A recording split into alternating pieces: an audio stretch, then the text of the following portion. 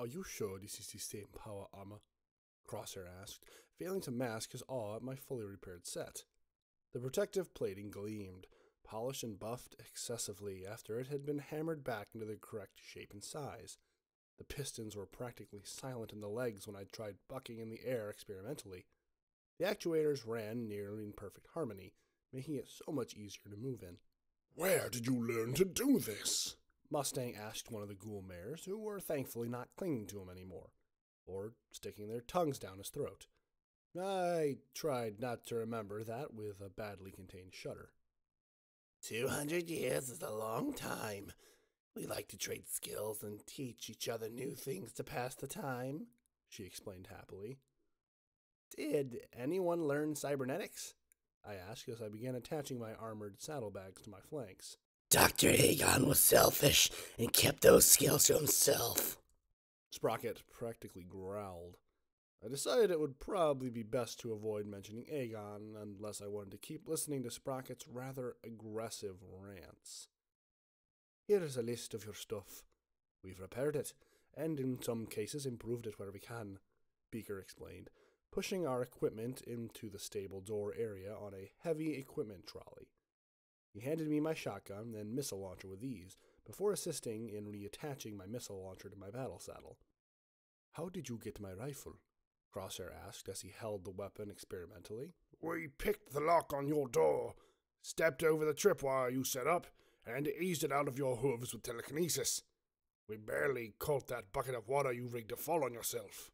One Eye had explained, barely hiding his own annoyance. You could have just asked for it, Crosshair said smugly, smirking at the ghoul's expression. Well, we thought you'd insist on observing us. It's hard for us to work calmly when others are looking over our shoulders, the one-eyed ghoul elaborated. I finished properly attaching all my equipment. I examined my 2 rangers and waited for Mustang to put on Hailstorm and his saddlebags. All right, everyone. We're heading out. We'll hopefully be back in a few days. I stood stoically by the stable door, waiting patiently for Mustang and Crosshair to finish their preparations. Excuse me, but you forgot your helmet, Sprocket said, holding up my gleaming helmet. I took it and held it to the side with my magic. Brushing my mane aside with a hoof, everyone suddenly gasped. Wait, what? Is there something on my head?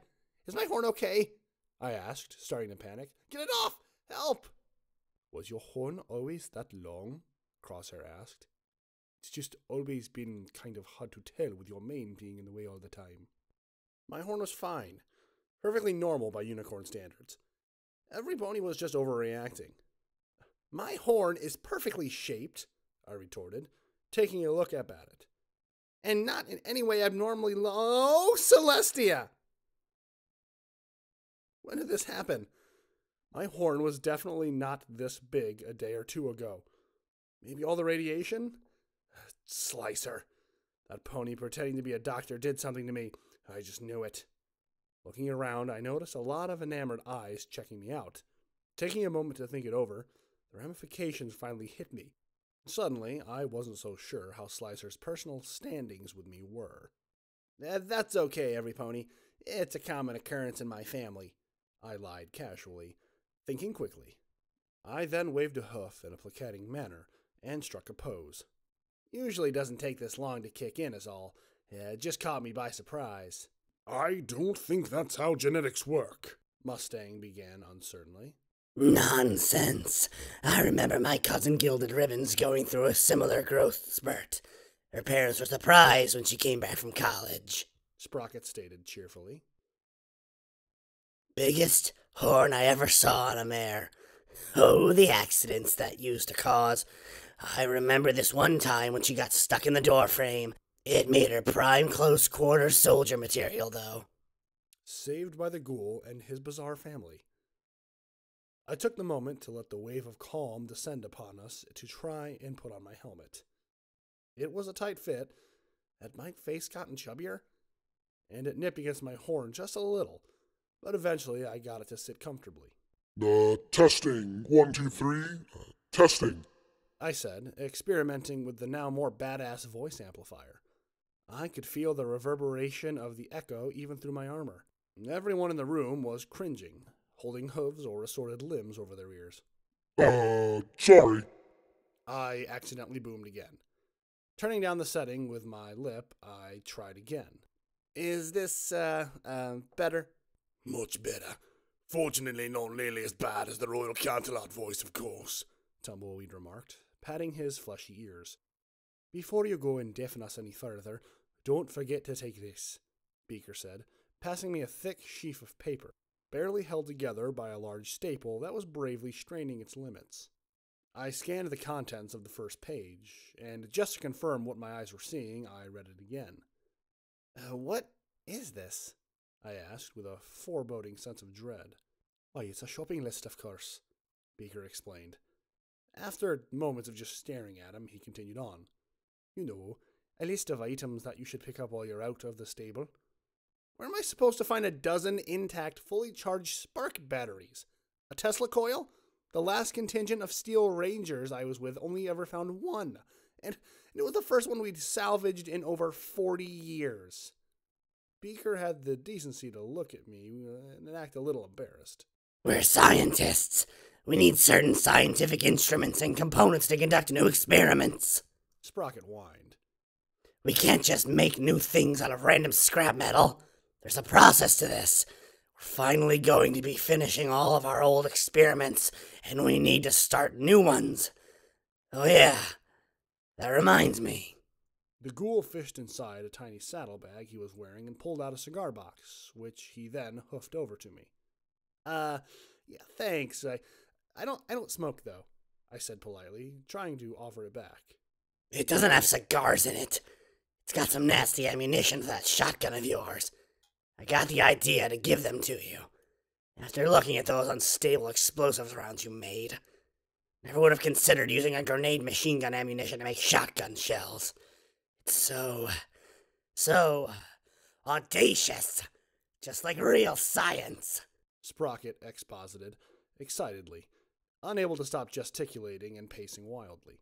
Okay. I get the shells, but why the cigar box? Oh, I need you to pick up some smokes while you're out. I ran out about 10 years ago, and I'm getting desperate. It's on the list. I face-huffed, the hard rubber pad making a dull clunk against my helmet. Fear not, noble scientists. We shall do our best to find the items on your list. Mustang snatched the paper from me with his magic and began reading it. After a moment, he looked up from it. Well, where would we even start looking for a working cloud generator?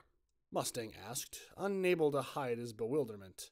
You can find one of those at the old Wintertrot Snow Trooper training grounds, one of Mustang's admirers added helpfully. No, Crosshair stated firmly, while he finished adjusting his reconnaissance barding. That's right across to Wintertrot. If we go there as well, we probably won't be back for at least 2 weeks. Sorry, folks. We can't go there right away, I told the disappointed ghouls. But we'll definitely try and acquire some more, luxurious food items that are on the list. That seemed to please the scientists. I noted that both my companions were ready to depart, Mustang tucking the shopping list into his saddlebags. We'll be back as soon as we can. Please don't blow up the stable. We walked out of the stable door, giving the small crowd a wave as we passed by. And don't leave the door unlocked and unguarded while we're gone, I added hastily. As we trotted out into the dimly lit tunnels, the stable entrance screeched shut. Celestia, damn it, I said, suddenly stopping. Looking back at the stable door, I couldn't help but let out a sigh. I forgot to ask for caps. Cocknoodles. I knew it wouldn't be that easy, I said. We had found our path blocked by another wall of ice. Only this block was so thick that the passage on the other side was completely obscured. We had decided to try and make the first part of the trip by traveling underground. Unfortunately, there were only 3 tunnels going into the direction that we needed to go, and we'd already tried those. The first had been blocked by a ceiling collapse, and the other was full of far too many Wintertrot ghouls. Crosshair tried the service doors on the side of the tunnel experimentally, before looking back at us and shaking his head. It is no use, Elder. The lock is frozen shut. The lock tinkled softly as he tapped it for emphasis. We're going to have to travel on the streets again. I wasn't really fond of the idea, but it was our only choice. With a resigned sigh, I nodded and began backtracking to the last pony hole cover we had passed. It didn't take too long to find it. We had just hoped it wasn't buried too deeply under the snow above. I climbed the ladder, intending to be the first one out, especially since I had a helmet and so getting hit was less of a worry for me. The pony hole cover groaned and held firm for a short moment before it slackened and slid upwards, showering me in a torrent of snow and ice. I pushed the pony hole cover aside and looked out onto the street. The snow was falling lightly in thick clumps, meaning I had an excellent view. My helmet's EFS was fully functional and wasn't detecting anything hostile in our immediate vicinity. "It's clear. Come on up," I said, climbing the rest of the way up and trying to figure out where we were. While Crosshair emerged from the tunnels, I spotted a street sign and brushed the snow off. The metal was brown with heavy rust, but I could still make the words out, despite the faded paint. It says that we're at, Crystal Street," Crosshair said, without even looking, and finished my sentence. "We're right on path, Elder. We'll need to be quiet, though. Crystal Street leads to Crystal Road, and from there, the Rockbiter District, where the mines are located." You know all that from just looking around? Mustang asked as he squeezed his muscular form out of the pony hole. "No, I lived here. I know these streets like the back of my own hooves," Crosshair elaborated. "I'll lead, if that's fine with you." "Quick, how many stripes are there in your first leg joint?" I asked. "What?" Crosshair said back. "Just seeing how well you actually knew the back of your hoof." Not a very promising start," I said teasingly. Crosshair scowled slightly while Mustang and I shared a short snicker. Okay, all joking aside, please lead the way, Night Crosshair," I requested, trotting up to Mustang and walking alongside him. The snow continued to fall, growing heavier at slow yet steady rates. Twice we stopped when we heard a great roar off in the distance, but both times I wasn't able to spot any targets. We did, however, see a mini avalanche of snow come cascading down an apartment block, however. The quiet and lack of targets on my EFS was making me jumpy, not helped by the distant rumblings of what I hoped was just falling snow. The crunch of the snow beneath our hooves and the otherwise pervading silence was finally broken when Crosshair forced us to stop with an upraised hoof. "What is it, Night Crosshair? What do you see with your zebra eyes?" Mustang asked. I looked around carefully, but my EFS wasn't detecting any kind of threat. "Right there. Look." Crosshair was pointing at a patch of snow ahead of us, where the butt of a rifle was sticking out. I tried to approach it, but Crosshair held out a hoof, shaking his head. "It's a trap, Elder. You can tell by how the snow is displaced." I stared at the snow-coated ground, but honestly I couldn't see anything wrong with it. I cocked my head at the striped companion, who promptly face-hoofed. "I'm really not seeing the problem, Crosshair. Can you lead us around it or not?" I asked. "We cannot use another route. Whoever laid this trap must have anticipated that. No, we're going to have to go through it." Crosshair paused for a moment before quickly mumbling under his breath. Turning my helmet more directly towards him, I was able to pick out the zebra dialect word for minefield. "What? A minefield? Why didn't you just say so?" I asked. Suddenly, stopping his quiet rant, he looked up at me. "You speak Zebrakin, Elder. You, did not happen to hear anything else I said, did you?" Crosshair inquired, though I could tell by his eyes that he was genuinely nervous. "Not all of it, but I know enough Zebrakin to get the gist of what you were saying," I said, not easing his fear a single bit. "So, how about you lead us through that minefield?" "But you have the power armor. You should lead," Crosshair argued, gesturing at me. "Well, I can't really see or detect the mines. You're the only one who can, right?"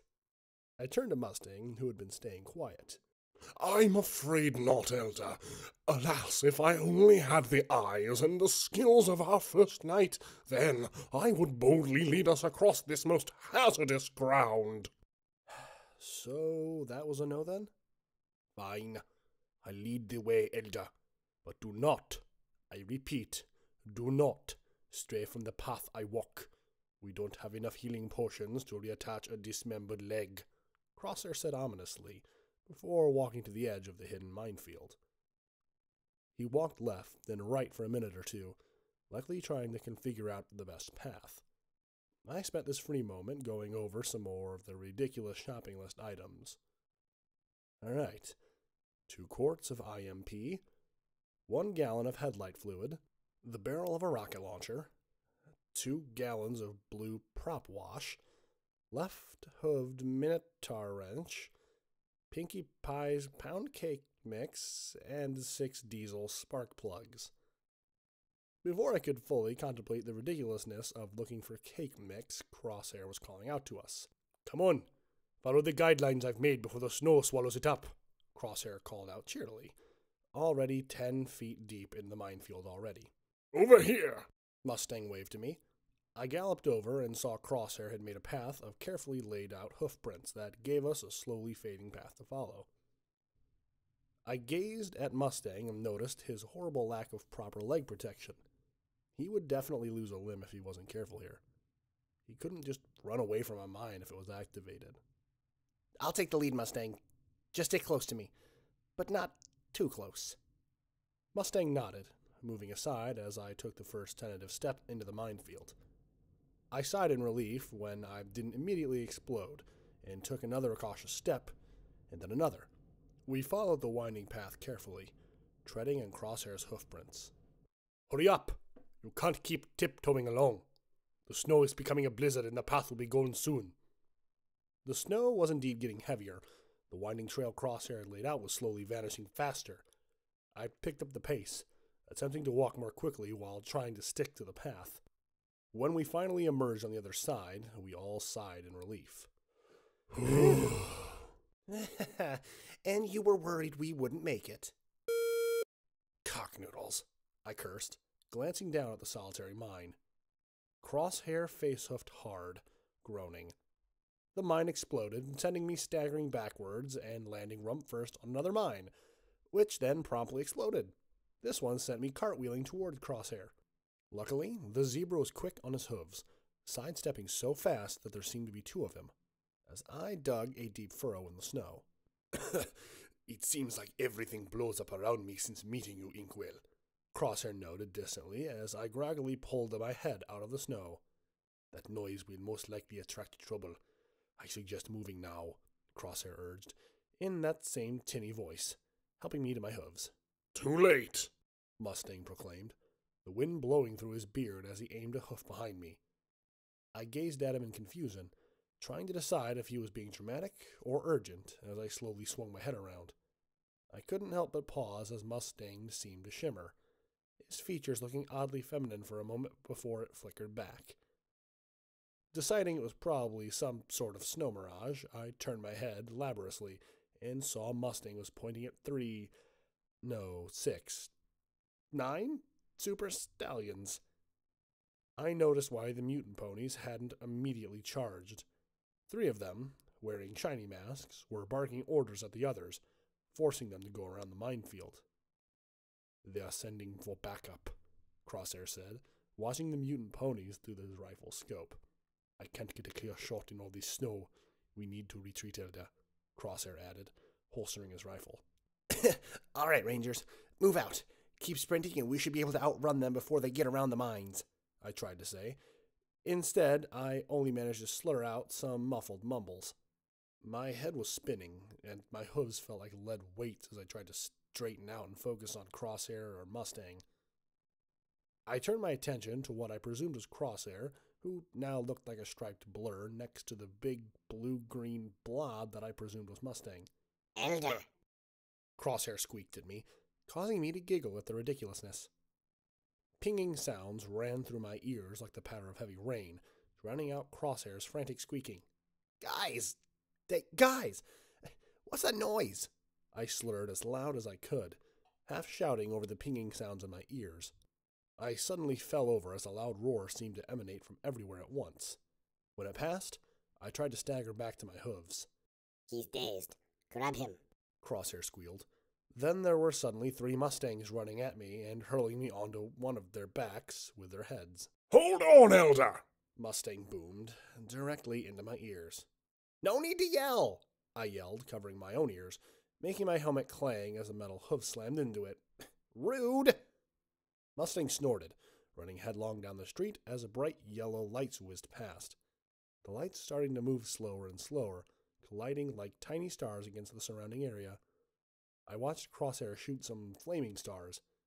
One flew close to me, so I could actually see it wasn't a star, but a heat-streaked bullet. A .308 TIT model. The tiny little logo staring out at me boldly as it collided with a Western Equestrian Armaments 5mm machine gun slug. The two bullets slammed against one another in midair, glowing red hot as they impacted, fusing together like a set of lovers joined together for the rest of eternity. As they flash-welded into each other, their intricate forces and emotions of physics blazed as hotly as a new sun forming before my eyes. A splash of sparks, too bright, etched new and wonderful designs upon each other, marking the others as special sun-bullets. I only felt envy as their mutual destruction flickered the excess shards of themselves outwards, perfectly imperfect tiny baby bullets to pattern the snow and ice of the concrete surrounding us. Of course, right about then, everything was ruined as I had a startling moment of clarity and I finally realized how cripplingly injured my head must actually be. A muffled screech, like the cry of a balefire phoenix, filled my ears as a missile soared above us, slamming into a building, causing spiraling cracks to form and a cascading avalanche of ice and snow. Mustang spotted it and pulled Crosshair back as the path we were on was blocked off. The roar of falling snow and ice filled my ears, drowning out all the others as Mustang turned us in the other direction. Need potion, I mumbled, shaking my head to try and clear away the dizziness. Everything started to speed up, frighteningly fast around me, dull ringing filling my ears as Mustang barreled through the old rubbish, which Crosshair set alight with his rifle. This didn't deter our pursuers, though, as it actually seemed to encourage them. A metal-covered super stallion came rushing in through the debris, flaming debris clinging to his skin and armor as he chased us, laughing maniacally. I got this one, guys, I said, dipping into my saddlebag and pulling out 2 explosive shells, my head oddly clear as I loaded my shotgun. I looked up, seeing the mutie as he was even closer. I smiled as I aimed perfectly, firing with a pleasing crack thum. I watched in utter ecstasy as an alleyway door we had just passed through burst open, revealing a snowhound. Time slowed down enough for me to perceive the perfect moment of a confused rage to the beast, it only having the barest slice of a second to realize it was completely screwed, before the miniature rocket grenade penetrated its forehead and its head exploded into a glorious plume of orange and red flames. I got one, guys, I declared proudly, as the door flew at us and into the chest of our closest attacker. Me that too, I laughed giddily, nearly falling off as the door slammed at Mustang's rear legs, it barely avoiding a nasty friendship killing via severed leg. It's a dead end, Crosshair wailed, valiantly trying to kick in an ice-coated door. Mustang turned around, giving me an excellent view of the soon-to-be battlefield. 6 super stallions were advancing, flames flickering behind them from the now-burning building where the snowhound emerged. They may have twice our number, I yelled valiantly, but we have twice the courage, and somewhere around at least 250% the brain power as well. I lifted myself bodily up Mustang's solid back, placing my left forehoof upon the top of his head, and raised my magi drill at the advancing enemy. Now, take me closer, Mustang, I yelled. I want to hit them with my drill. Mustang glanced over at Crosshair seemingly unsure of what to do. Did I stutter? I yelled, banging my rubber-soled hoof on his head as he just stood there, unmoving. Mustang grinned up at me, baring his teeth as he charged forward. I fell down from the precarious position I had been in, and suddenly Hailstorm roared to life beside me. The mutants grew closer. Their green and horribly stenched faces were set in eager grins or bellowing as loudly as possible. We rode close, my slick grip on Mustang's wet neck causing me to gradually slip. I tried to cling on desperately, ultimately failing as I fell from his back, Magi Joe screaming on full throttle. I landed hard, rolling due to my momentum and colliding with a super stallion, bowling its legs off. I slid to a halt on my back, looking up into the armored face of a super stallion, who I could tell was grinning as he raised a thick hoof. I raised my own hooves to protect my face, the mutant pony screaming as his own hoof was shredded by the still whining hoof-mounted drill. Pieces of shrapnel, bone and flesh coated my helmet, tinting my vision red as the mutant pony collapsed on top of me. Chin pony take leg. Chin pony die. The mutant screamed, trying to bite my helmet off. I tried to push off the heavy pony, the servos on my legs whining, but the mutant proved too strong. In a panic, I reached out with my telekinesis and quickly rammed my shotgun into the frenzied mutant's nostril and pulled the trigger. The head vanished in a flash of white as the explosion blinded me and temporarily frazzled my helmet's visual sensor suite. My audio receptors continued to function perfectly fine, however, allowing me to listen in to the fighting around me as I tried pushing the corpse off of myself. Burning! I could hear one mutant cry as he thudded in the snow close by, no doubt trying to roll in it and douse the flames. Mustang's minigun never stopped firing, adding a loud whining roar to the battle going on around me as I finally pushed the beheaded super stallion off of me. I clinged to my helmet, the tried and tested method of field repairs everywhere coming through for me as my vision finally returned. "Did you guys see that?" I asked, looking around and finding no pony around but me and two mutant corpses. "Oh, come on!" I shouted as Mustang and Crosshair returned. "Did you guys see any of that?" I asked. "Hilda, your voice is coming out muffled," Crosshair said, no longer sounding squeaky. Oh, how I would miss that squeaky voice. Slamming my hoof to my helmet one more time, I shook off the blurry feeling in my head. I worried what would break first, I explained, my voice taking in a deeper tone. My helmet or my head? Pausing for a second, I tried to process how I sounded from the echo. I noticed my breathing was now very audible as well. Both Mustang and Crosshair stared at me, eyes as wide as dinner plates, and their coats were standing on end. "That was really creepy sounding, wasn't it?" I said. They nodded, and I struggled with the clasps on my helmet. Crosshair was suddenly next to me, looking like he wanted to help. "If I take your helmet off, will you die?" "It would be extremely painful." "You're a big elder."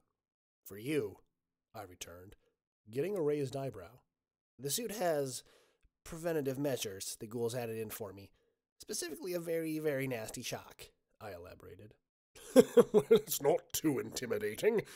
You just sound like a bit of a movie villain I once saw," Mustang explained, chuckling a little bit. "That was quite the battle there, Elder. How did you see that snowhound before it opened the door?" Ah, the snowhounds. Thick darkness is their ally. They merely adopted the dark. I was born in it, molded by it. I didn't see the light until I was nearly a stallion.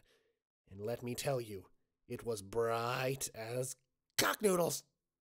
"I think he hit his head harder than we thought," Crosshair said, shaking his head at me. "Shame you can't get the helmet off. I would have let you use some medics to dull the pain." Immediately, I redoubled my efforts, hoofs scrambling ineffectively against my locking mechanisms, earning a small chuckle from Crosshair. "In any case, perhaps we should move on," Mustang suggested. I held up a hoof. "As soon as we loot these bodies." After they nodded in assent, the three of us split off, examining the equipment on the corpses. The weapons were surprisingly in good condition, definitely worn down a bit by the weather, though. I picked up a super sledge, swinging it like a colt with a new baseball bat. "Why is there a gnome in here?" Crosshair said aloud as he rooted through a pack, a pile of knickknacks and random loot piling up behind him. "I mean, I can understand these ammo boxes, but brushable unicorns and an alicorn figure?" My ears picked up at the mention of an alicorn. I looked over at Crosshair's hooves, seeing the black figurine. The super sledge dropped into the snow as I trotted over, breathing more slowly and exaggerated as the strange scent of excitement creeped upon me. Crosshair gave me a wary look, stepping back a bit. "Elda, what are you doing?" he asked, fumbling in the mutant saddlebags as he tried to pull his hoof out. "Can I see that, please?" I said, grabbing it with my magic without invitation. The figure floated in front of me, a lithe black female alicorn. She was in a lunging stance, wings splayed wide, eyes slanted and aggressive, almost growling. The base read, "Be scary." It was intimidating. Feral almost. Also very hot. I would have bucked this alicorn until the end of all days. I felt a tear slip out. And maybe I was the one to adopt the darkness all along. I took a ragged breath, the noise echoing around us. "Are you okay, Elder Inkwell?" Mustang asked from over my shoulder. Perfectly fine. Just fine indeed." I suddenly started laughing, raising the doll above my head. Crosshair and Mustang started to back away as my laughter became a manic cackle. Then a nice spike of pain lanced through my brain, and I fainted. Footnote: Level up. Inkwell, level 4. Level progression, 50%. Nightmare Moon statuette acquired. Item perk added. Intimidating presence. In some conversations, you gain the ability to initiate combat while terrifying a mob of opponents, sending them fleeing away for safety or attacking you in fear of their lives. Crosshair. Level up. Level 4. New perk added. Diversionary tactics. You've learned a number of tricks and tactics that can slow down your enemies and keep them occupied. Setting fires, collapsing buildings. Just remember, each type only works for certain enemies. Mustang. Level up. Level 4. New perk added. Strong back. Your strong back allows you to carry an extra 50 pounds of weight and not even notice. Of course, you will, but that's not the point.